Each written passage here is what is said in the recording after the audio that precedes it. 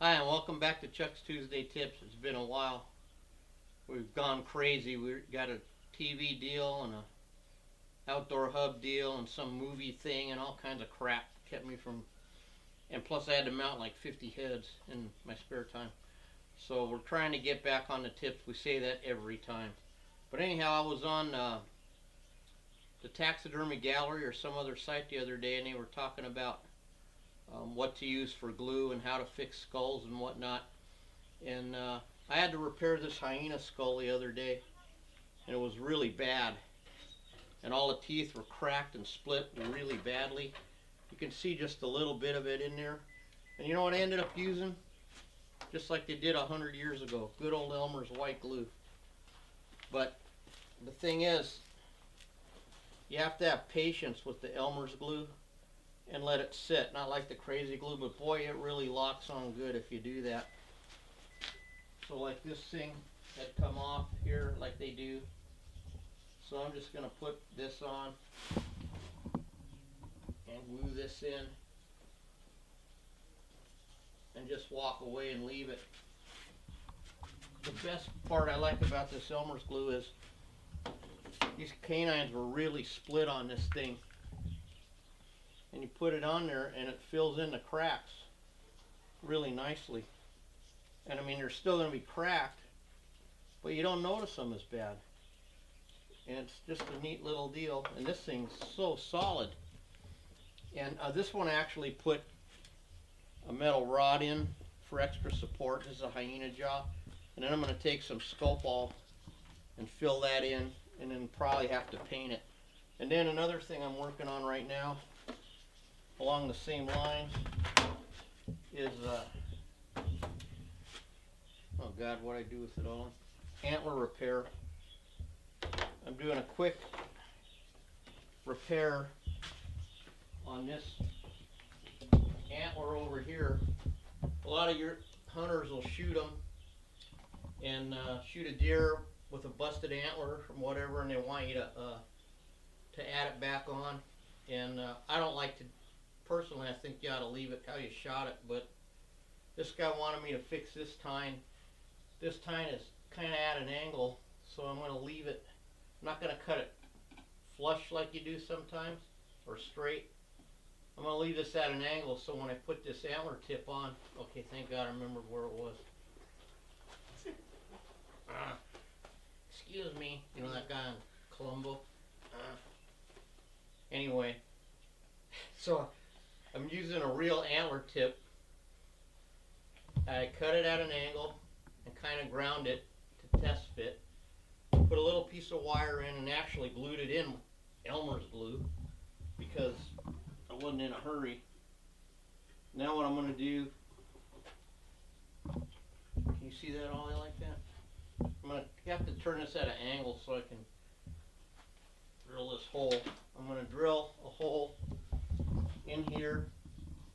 I'm going to slide that down like that. And I'm going to drill it slightly bigger so that we can adjust it a little bit. And I'm just kind of eyeballing this.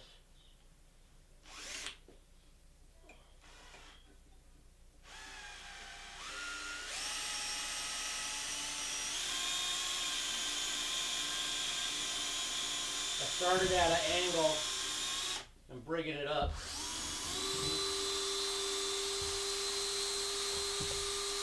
And I don't know how far down I have to go. I forget how long the wire is. We'll try that because we can always cut the wire. Yeah, it's not long enough. You want to get it in there a little ways because no matter what, no matter how hard you tell them to be careful, they're going to break it.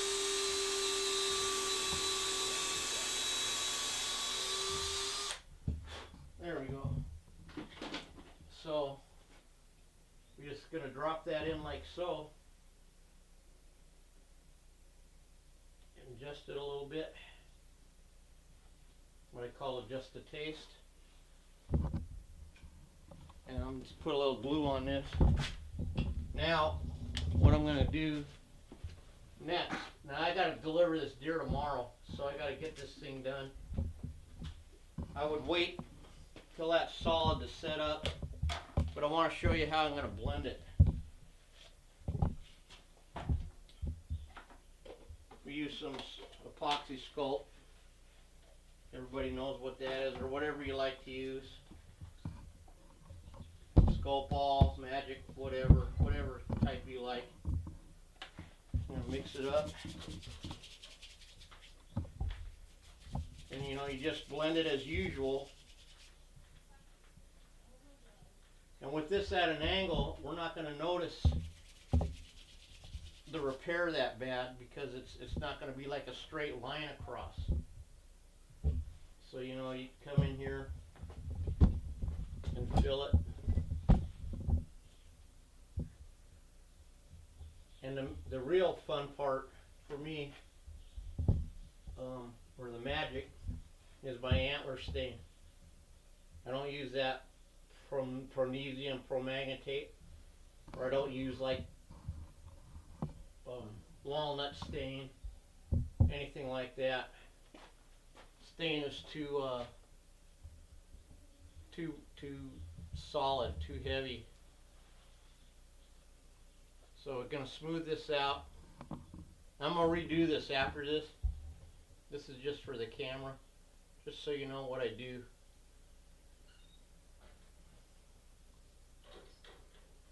After I get this blended where I want it, and it's all solid, what I like to use is umber oil paint. This is Grumbacher for Winsor Newton, either or. But this umber stuff is amazing stuff.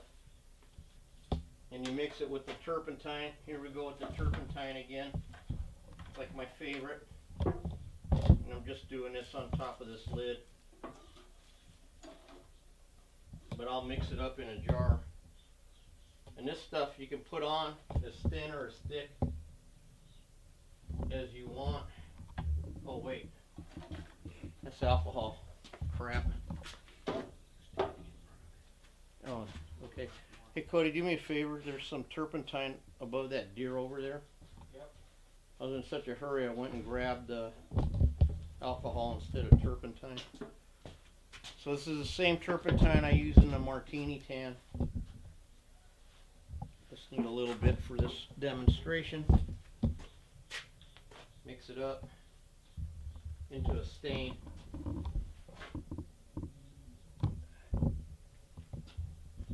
And that's pretty dark, but you don't have to leave it like that. You can just find the rag that you have handy ahead of time before you film. Which there's not even one rag in this shop right now, is there? Crap. There's two towels right here. You can use those. Yeah, give me a towel. Oh wait, here's some. No, Cody. Here's some paper. I got it. Thank you. Then you just kind of see if you wipe it off, or mix it thin, a little thinner.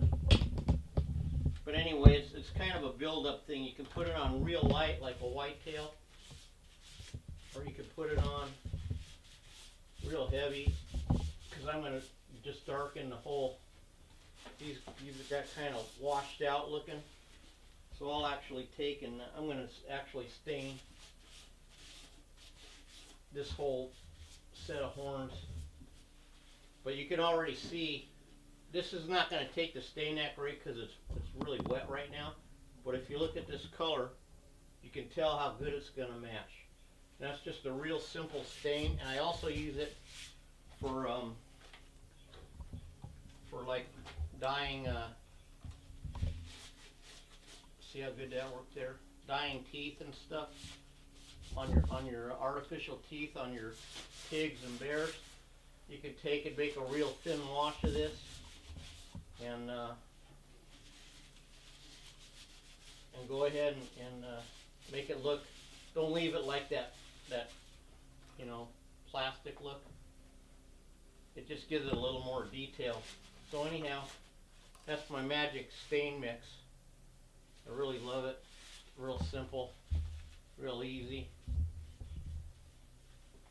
See how that, look at that, it's already blending.